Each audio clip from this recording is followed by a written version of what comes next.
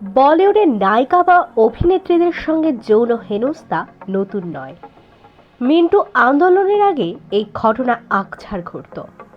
আন্দোলনের পরেও যে বিষয়টা নিয়ন্ত্রিত তেমনও নয়, এমন দাবি হিন্দি বিনোদন দুনিয়ায় সঙ্গে যুক্ত কম বেশি সকলেরই। এ প্রসঙ্গে সোনম কাপুরের পুরনো একটি সাক্ষাৎকারের ঝলক নতুন করে চর্চায়। সোনমও এবার বলিউডের যৌন হেনস্থা নিয়ে মুখ খুলেছেন।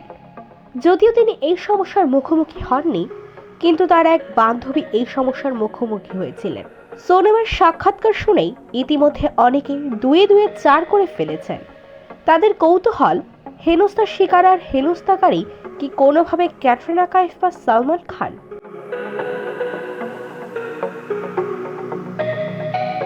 পুরনো সাক্ষাৎকারে সোনম তার অভিনেত্রী বান্ধবীর নাম জানাননি। জানিয়েছেন ঘটনাটি তার বান্ধবীর অভিনয় জীবনের শুরুতে ঘটিয়েছিল। সেই সময় বলিউডের ক্ষমতাবান কোনো নায়ক নাকি তার বান্ধবীর সঙ্গে লাগাতার অনৈতিক আচরণ করতেন। বান্ধবী ভয়ে মুখ খুলতে পারেননি। সোনমও জানান তার বান্ধবীর অনুরোধ তিনিও যেন নাম প্রকাশ না করেন, কারণ 7 ভাই বোন সহ পুরো পরিবারের সদস্য সেই অভিনেত্রীর মুখাপেক্ষী। নাম প্রকাশ করলে হয়তো তিনি আর কাজ পাবেন না। এই অংশ শুনেই বলিউড এবং অনুরাগীদের ধারণা আক্রান্ত অভিনেত্রী ক্যাটরিনা।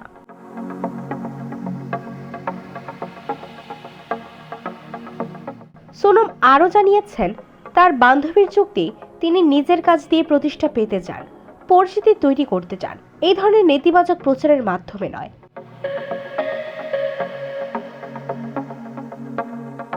সাউরিয়া ছবির নায়িকার সাক্ষাৎকার শুনে সমাজ মাধ্যমে বক্তব্য রেখেছেন কিছু অনুরাগী। তাদের পাল্টা প্রশ্ন, সত্যি এরকম কিছু ঘটলে কেন অভিনেত্রী মুখ খুলছেন না?